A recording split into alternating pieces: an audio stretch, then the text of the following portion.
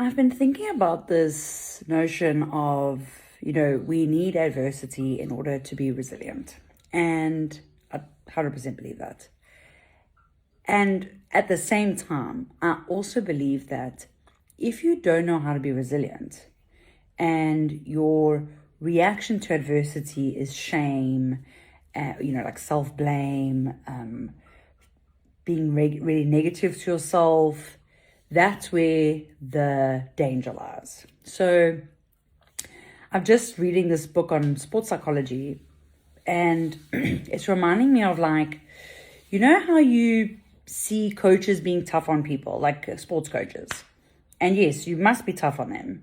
However, if your players or your coachees they don't know how to transform that adversity into resilience, what you're actually doing is creating like a negative cycle.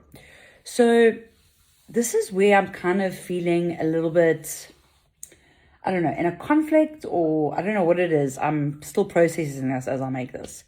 But it's almost like you've got to find that sweet spot. And as a coach, sports coach, mental coach, or whatever, person, a mentor, a role model, whatever it is where you are guiding someone, I think it's really important for us to model what it looks like to transform adversity into resilience.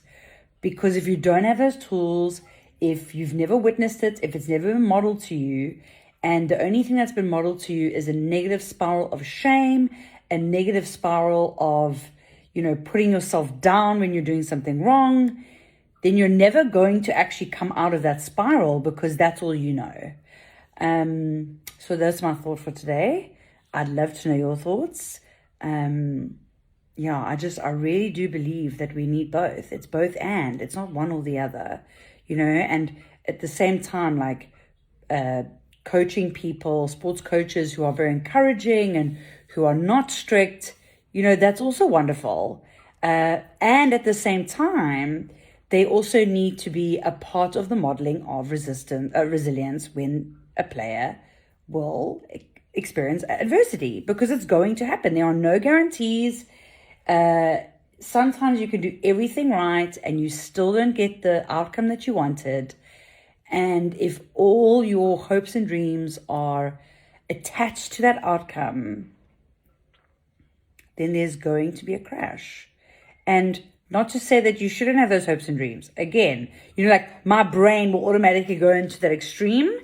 And that's just one of the irrational thinking patterns that we all have. It's a distorted thinking pattern.